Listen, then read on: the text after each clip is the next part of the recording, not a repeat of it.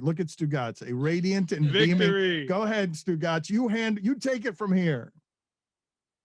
Very excited. He loves the show. He's very excited to see everyone back in Miami. He's sitting next to me now, What show obviously. Is this? What show am I on again? But Le Batard, he's excited to talk to you, man. Come on. He came up here for you. He's got to tee you off in 15 minutes. What's up, big guy? You're the big guy. Tony just said he was marveling at how physically large you are. Do you get a lot of that? Because I'd assume that people would understand that if you were leading the league in receiving and impossible to guard, that it's probably because on top of being athletic, you're pretty goddamn big. I was definitely given some real good traits by Mama Kelce. Mama Kelce, she's a stud. She's just an angel, and she gave me some great, God-given talents. One of them being 6'5", 260. But other than that, man, I just get that much, to be honest. I get the whole as you do on TV more. Get the hey, you're a really big dude. Which kind of, it kind of hits you right there in the kidney. It's like, I guess I'm just a little. I got to be honest. I thought you'd be bigger when I first met you. See, there it goes. There it goes. Are you surprised that Kelce, don't punch me. Do not punch me. Are you surprised that Alfonso Ribeiro is so small? Have you gotten a chance to meet him while you've been out there? I did not. I thought he was actually taller than what I imagined. I feel like everybody in the TV land is actually kind of like. Shout out to everybody in TV land, but I think everybody in TV land is kind of short. I mean, that's how everybody I've come across has always been like a little bit shorter. I'm like, oh wow, you're a tiny person. Fonzo was not. He was. I mean, watching him all the time on Fresh Prince. I mean, he's just as tall as he was on the show. Travis, are you worried at all that you're going to be golfing around like these amateur golfers like Stugotz and Greg Cody, and they might accidentally hit you with a ball while you're on a different hole and like injure you or something? Not until now, I guess. What? I don't. Why would I want to think about that? Hopefully, Stu's out here putting it in the fairway, man. Keep it away from me, dude. No, I will. It's Greg you got to be worried about. All right, fair game. Fair game. I feel like everybody's got to be watched out for my ball off the tee because it is not consistent, and it can come out at a really low trajectory. And that's where it gets real dangerous. So Billy, one of our producers, was wondering if you and Mahomes embrace the full lake lifestyle. Like, is it water skiing? Is it like, what are you guys doing? It's everything, man. Yeah. This water is ice cold, too. I mean, fresh off the mountain. I mean, it is like a cold tub when you jump in that thing. But I am on it every day. Can't get me off of it, man. It's beautiful. Clearest water I've ever seen in at least a lake. That's for sure. Is there anyone you're looking forward to hanging out with out there in the group? People who's the most fun? I feel like every single person here. I mean, half of the guys are guys that I idled growing up, and guys that I love watching play. I mean, heck, and then on top of that, you got guys like Justin Timberlake and, like you said, Alfonso. And it's such a cool event to be around everybody and to really just get to know everybody, because you can get to see everybody from such a distance. But yeah. Timberlake was he was holding court last night at the players' invite meeting. Is it like he was hammered and he was holding court? He was singing YMCA. And so I'm wondering, is like no, he wasn't. He was telling jokes. Is Timberlake like this every year? I feel like he is, man. He's definitely got the biggest personality here, and he's not afraid to show it, man. That's why you love him. I was upset. I think everybody was kind of bummed he didn't make it last year, and I think we're all just fired up that we get to be around him and see him play some golf. I think I'm actually paired with him for the first round. Me, him, and Mahomes. Yeah, you are. Yeah. So I'm gonna have some fun picking his brain. Are you at all afraid at how many confidences Stugotz is going to betray here at every turn by revealing, for example, that Justin Timberlake was hammered last night? No. I'm pretty sure that story was going to get out whether Stu was going to say it or not. And there's probably going to be a few more things that get out. Hopefully none bad. We'll try and keep it PG for everybody. You don't have to do that. Who is the fun one in the group, though? Who is every year?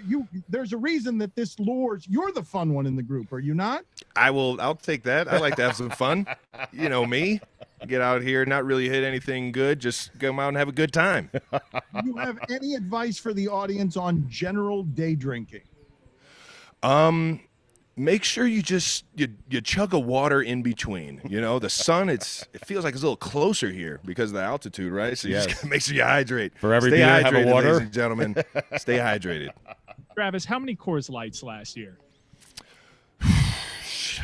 For you and for Patrick. You can't count that. It was funny. Pat actually last year, he came out his first year real serious about it. He wanted to win the tournament. I'm like, dude, there's guys out here that are playing every single day.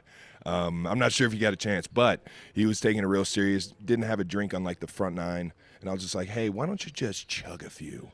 Just have a few, loosen up a little bit, have some fun. And now you're throwing acorns at me, having a blast, dropping birdie putts. So I think that's the juice right there. You get some beverages in your system, makes everything a little bit smoother. Relaxes everything, yeah.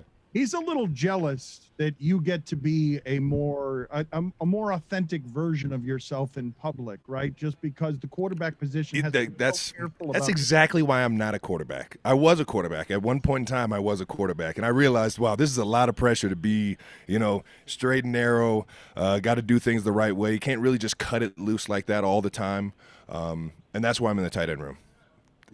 Outside of me not being able to throw the ball, I'm in the tight end room. Aren't they? Chiefs management is a little afraid of just you having too much personality. They can't argue with the production, though. I think they've definitely opened up to a lot of things. I think early on in my career, I was probably a little too wild.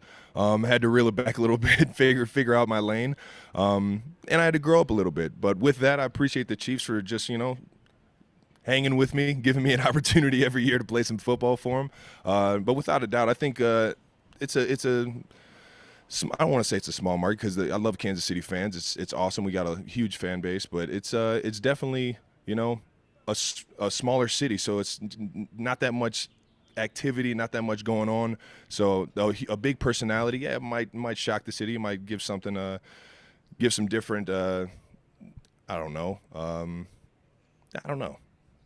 Give some different I don't knows. That makes sense. Yeah, no, I got it. You get what I'm trying to say? I listen. Dan doesn't, but I do. Trust me. Dan, I had about 50 Bud Lights yesterday.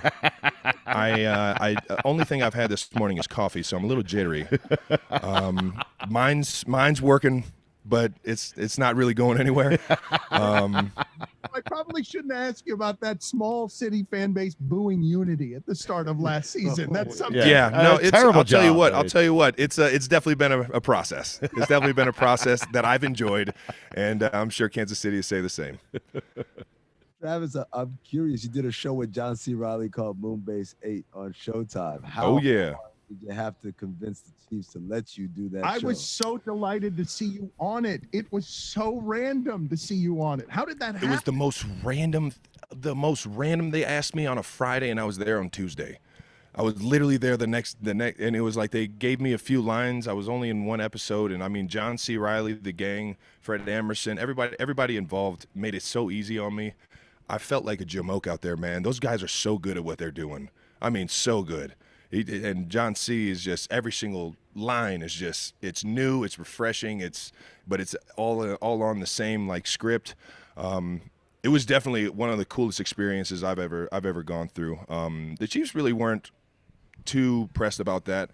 Really, the only one they were upset about was the TV show I had, Catching Kelce, which I kind of regret doing a little bit. But we all have our journey in life, and we live when we learn, right?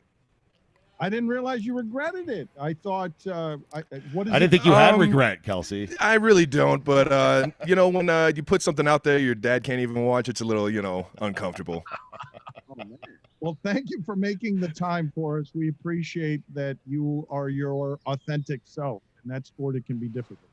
I appreciate that, man. I'll go out here and just be myself and have some beverages. Thank you, man.